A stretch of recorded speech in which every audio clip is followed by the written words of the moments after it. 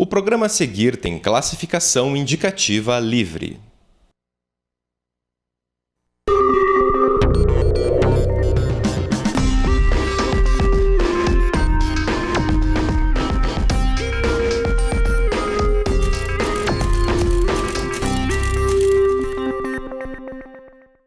Olá, seja bem-vindo ao UFPR Notícias. Você acompanha agora ao vivo as novidades da Universidade Federal do Paraná. Hoje é 6 de maio, sexta-feira. Siga com a gente.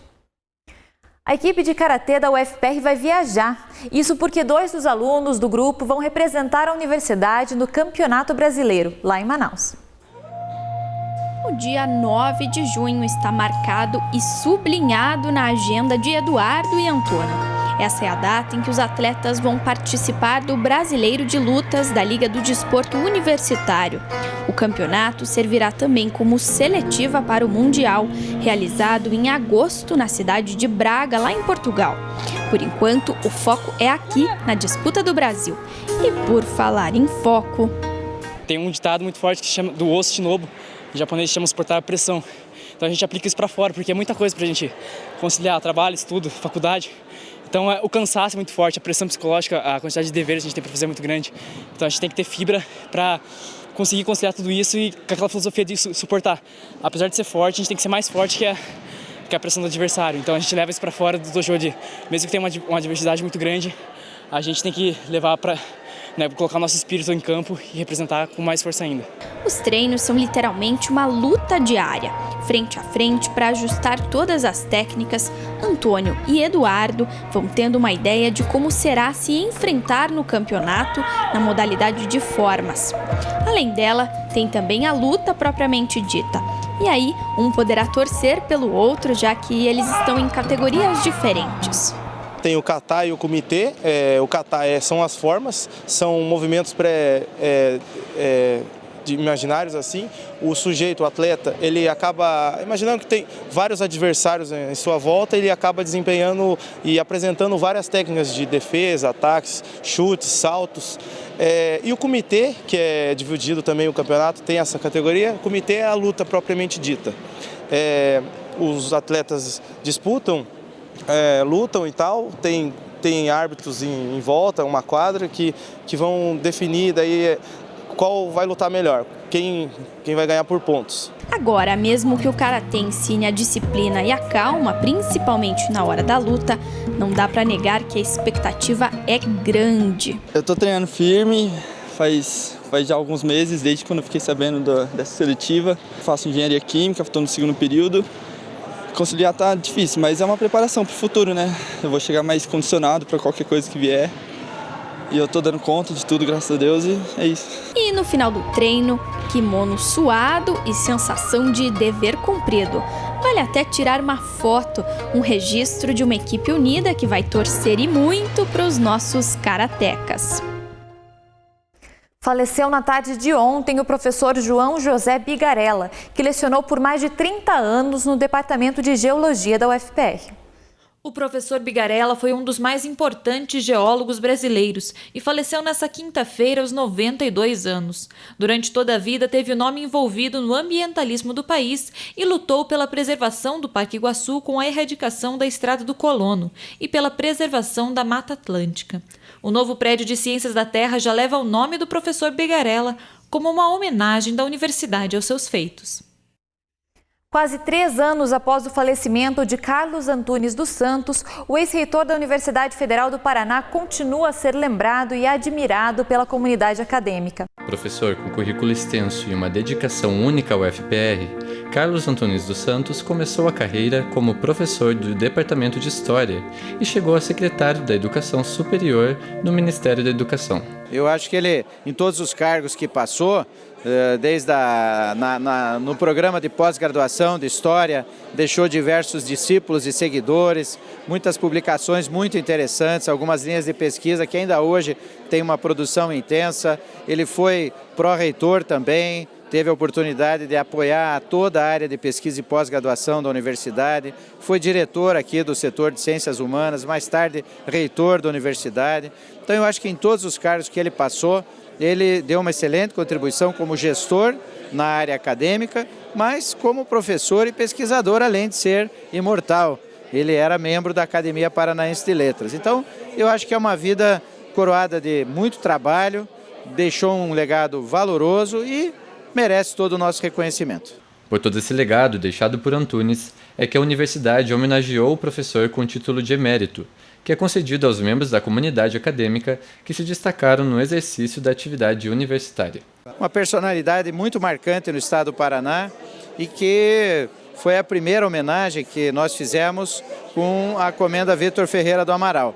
Hoje, por proposição do seu departamento, Departamento de História, aqui do setor de Ciências Humanas, vamos entregar à esposa dele, a professora Roseli, uma homenagem com o professor emérito em memória. Foram 43 anos de docência, uma vida destinada à educação superior. Ficam as lembranças de quem sempre cativou as pessoas pela humildade e amor ao ensino. Uma pessoa que acreditava na bondade das coisas, ele tinha até uma certa inocência no modo de ver o mundo e eu acho que isso que fazia dele uma pessoa tão agradável, tão querida, porque ele via as coisas dessa forma, ele via o mundo como um mundo bom. Nós, de sua família, ficamos imensamente gratos e felizes com esse título que fechou a sua carreira de professor na UFPR e esperamos que a contribuição dada à história e à universidade com tanta dedicação tenham continuidade e se desenvolvam. Um dos grupos mais importantes da UFPR completou 35 anos. É a Tessera, companhia de dança que ganhou uma exposição no Museu de Arte da UFPR para comemorar a data. O nome Intermediações já diz tudo. A ideia é fazer uma ponte entre a trajetória da companhia e o público. A mostra traz elementos que apresentam as características da companhia, representando o processo de criação e produção cênica. Qual é a cara, o estilo dessa companhia, a identidade que ela assumiu ao longo desses 35 anos. É um estilo assim, bastante teatralizado, interpretação, é um estilo forte, único da Tessera. Então, nós acabamos, a equipe curatorial, reunindo 9 microambientes que retratam 9 coreografias que, basicamente, têm essa carona, essa identidade da companhia. De forma interativa, são apresentados figurinos, trilhas e fotografias. E, claro, não poderia faltar a dança. Durante a abertura da exposição, a coreografia High Society, que foi produzida em 2010, teve um corpo de baile de peso, com ex-bailarinos da companhia como Gisele, que fez parte da segunda geração da companhia e dançou por 13 anos. São 35 anos de formação em dança, né? Então é um espaço em que circulam muitas pessoas, tem muitas gerações de bailarinos que passam por aqui e que depois seguem o seu caminho profissionalmente, porque é um espaço onde se pode começar a trabalhar muito jovem, né? E se aprender mesmo a relação toda, não só com a técnica de dança, mas com a cena, com o espetáculo, com os bastidores. Então tem um todo de performance que é sempre muito importante, que não é simplesmente entrar em cena e executar uma coreografia, né? A companhia é responsável não apenas pela difusão da dança moderna em Curitiba, mas também no Brasil todo. A Tessera tem uma interpretação própria do pensar e do fazer a dança, se destacando como patrimônio institucional e cultural da universidade. Quando a companhia foi criada, o objetivo era desenvolver dança como uma expressão de arte dentro de uma instituição de ensino, um federal, com o objetivo de levar o nome da universidade através da arte. Esse foi o primeiro. E dentro desse espaço, desses 35 anos, criar uma técnica de trabalho, criar uma identidade e que fosse única e que fosse marcante na história da dança moderna no Brasil. A mostra pode ser visitada até 30 de junho. Lá na entrada do Museu de Arte da UFPR, o público também pode se inscrever para participar de uma aula-ensaio da companhia.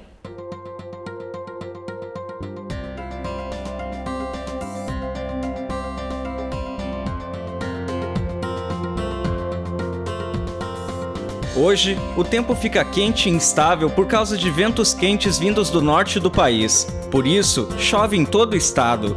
Máxima de 28 graus em Jandaia do Sul e mínima de 13 em Curitiba. Amanhã, a previsão é de continuar chovendo com queda nas temperaturas. Máxima de 26 graus em Palotina e mínima de 15 em Toledo. No domingo, ainda chove em todo o Paraná e as temperaturas caem mais uma vez. Máxima de 25 graus em Pontal e mínima de 18 em Matinhos. Uma série de mudanças vem sendo implantadas pela reitoria da UFPR para melhorar o acesso da comunidade acadêmica aos restaurantes universitários. Além disso, outras iniciativas buscam melhorar a qualidade dos alimentos servidos nos RUs. Para falar sobre essas mudanças e debater o plano de alimentação da universidade, eu recebo aqui no estúdio o vice-reitor da UFPR, o professor Rogério Molinari. Bem-vindo, professor. Obrigada por estar aqui com a gente. Muito obrigado pelo convite. É um prazer estar aqui de volta. Professor, tiveram mudanças também no acesso aos RUs. Quais são essas mudanças e como isso vai ajudar a universidade a manter o preço do restaurante e também a economizar? A Universidade Federal do Paraná sempre tratou a alimentação como um bem social. E nos últimos anos estendemos das refeições do almoço para as 3 refeições do dia, 7 dias por semana e virtualmente o ano todo. O que obviamente expandiu muito a nossa rede de serviços, não só nas unidades próprias, como naquelas terceirizadas nos outros campi fora de Curitiba.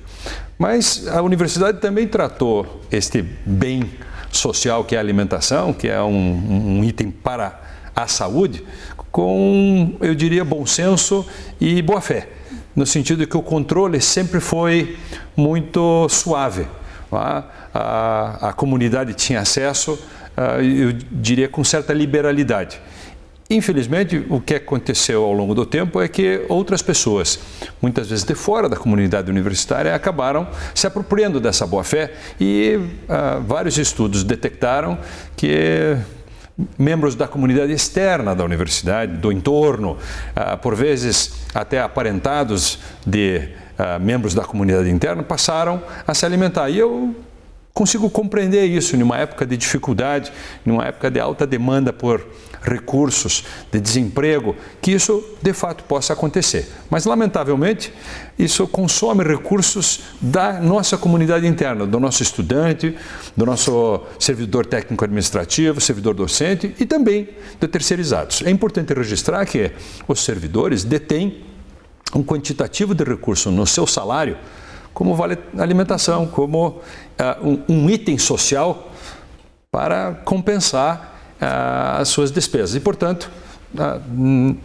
não é justo que as pessoas externas à universidade se apropriem deste bem social que é investido com recursos da universidade. Com certeza. E esse novo tipo de acesso, o que ele tem de mudança do acesso anterior? Na verdade, o que estamos implantando ainda em fase experimental no campus central, no restaurante do campus, que é um restaurante próprio, é um sistema que usa a carteira de identificação ou a cédula de identificação, seja de estudante, de servidor técnico administrativo ou servidor docente, com um código de barras. Evidentemente, nessa fase inicial de implantação e na eventualidade de esquecer, não está disponível, ainda não ter realizado, pode usar tanto o CPF quanto o GRR.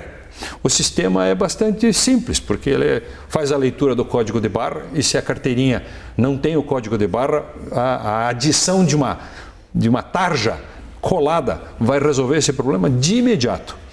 Se eventualmente não tiver este item, usa o GRR e se ele se alimentar ou ela se alimentar nesta unidade, não pode usar no mesmo horário, mesmo que em outro restaurante da rede, este mesmo GRR ou CPF ou carteirinha. Obviamente isso tende a dar proteção para o nosso estudante de que eventualmente a carteirinha ou o cartão não seja roubado. Com certeza. E houve comentários de que os servidores terceirizados estavam com um salário atrasado. Qual que é a posição da universidade sobre isso? Essa é uma situação bastante delicada, porque os servidores terceirizados da universidade não recebem diretamente do orçamento da universidade. Daí o nome de terceirizados. É uma empresa, ou são empresas que se submetem a um processo licitatório dentro de um edital e contratam pessoas daquelas habilidades para prestar serviço à universidade. A universidade paga diretamente, mensalmente, àquela empresa. contratualmente há um lapso de tempo entre a apresentação da fatura, ou seja, a realização do serviço, e a integralização do pagamento. E isto, de modo geral, no Serviço Público Federal, são 90 dias. Portanto, ao longo de 90 dias, a empresa deve ter um capital suficiente para sustentar essa atividade. Dentro da dificuldade atual orçamentária do governo federal, aliás, eu diria da nação, há claros retardos, o que levaram a administração da universidade a usar o limite deste prazo. E claro, isto evidentemente submete as nossas prestadoras de serviço a um esforço que é do seu capital de giro. Algumas empresas têm recebido o recurso e não têm repassado integralmente o recurso para os seus funcionários. É o que aconteceu com as senhoras da limpeza de uma empresa terceirizada específica. Isso foi objeto de uma negociação na Justiça do Trabalho, agora há 2 dias atrás, e isto pacificou-se com a Justiça do Trabalho que a universidade pagaria agora diretamente essas terceirizadas, as pessoas, vamos chamar, funcionárias da empresa terceirizada. Pagará o salário e o vale alimentação. Porque o que aconteceu especificamente com essa empresa é que elas receberam o salário, mas a empresa atrasou o pagamento do salário, do vale alimentação. Isso afronta o contrato que ela tem com a universidade. Tanto é verdade que isto vai motivar uma rescisão desse contrato proximamente, e a universidade está estabelecendo um contrato emergencial para poder substituir essa empresa que vinha tratando as suas funcionárias de uma maneira que não é, obviamente, a desejável no relacionamento da universidade com seus prestadores. A partir de hoje, essas servidoras estão recebendo o seu salário diretamente da universidade. É uma excepcionalidade e há um acordo judicial para que isso possa ser feito. Exigiu toda uma elaboração administrativa para que se pudesse pagar diretamente. São cerca de 450, 480 pessoas que vão receber diretamente da universidade num recibo de pagamento de profissional autônomo, o que exige toda uma elaboração. E só pode ser feito porque houve este acordo com a Justiça do Trabalho. Elas não receberão este mês da empresa e receberão diretamente da universidade. É uma excepcionalidade. Com certeza. E professor, voltando então para o assunto dos RUs, a gente vê que a universidade está apostando bastante na agricultura familiar, as feiras orgânicas e agora até o alimento de dentro do RU. E isso tem funcionado muito bem, não é? Com certeza. Essa diversidade de fornecedores foi uma política que nós começamos a trabalhar lá em 2012, junto com os movimentos sociais dos assentados. São mais de 20 mil famílias que fazem parte dessas cooperativas de assentados na região do entorno de Curitiba. Elaboramos uma mudança na legislação que nos permitiu, como universidade, comprar. Fomos a primeira universidade a fazer isso e até desenvolvemos com os nossos parceiros lá do DSG, em especial o Fausto, uma dinâmica, um roteiro, um processo administrativo para fazer essas compras. Ensinamos depois para várias instituições para o Brasil todo. Já estamos no nosso 3º ano, compramos a primeira vez em 2013, depois 2014, 2015, estamos fechando esse ciclo de compra de produtos da agricultura familiar dos cooperativados. E o que iniciamos agora, na verdade no Campus Central, é uma feira de orgânicos. Efetivamente é uma extensão do que já era feito em parceria lá no Campus Agrárias, de uma estrutura um pouco menor, e também no Campus Riad Salamuni, no setor de ensino profissional e tecnológico, no CEPT.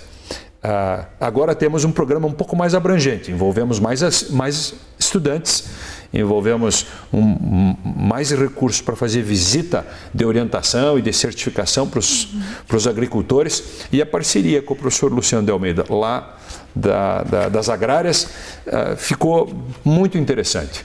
Na primeira ocasião que fizemos a feira aqui no centro, em Curitiba, já foi um sucesso. E a segunda ocasião, que foi agora quarta-feira passada, então foi um sucesso ainda maior, o que demonstra o acerto desta estratégia. Ela envolve não só os agricultores, mas fixa as famílias também na agricultura, porque eles se transformam em pequenos empresários. Eles, sem intermediários, fazem a comercialização e a universidade oferece certificação, capacitação e uma estrutura, eu diria, mínima de suporte, tá? nas nossas unidades. Então temos feira agora na terça, nas agrárias, na quarta no Campo Central e na quinta lá no CEPT.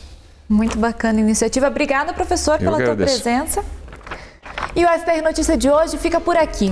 Para ver outras reportagens e programas feitos na nossa TV, entre no nosso site. E não esqueça de seguir e curtir a gente nas redes sociais. Nós nos vemos na segunda-feira. Tchau!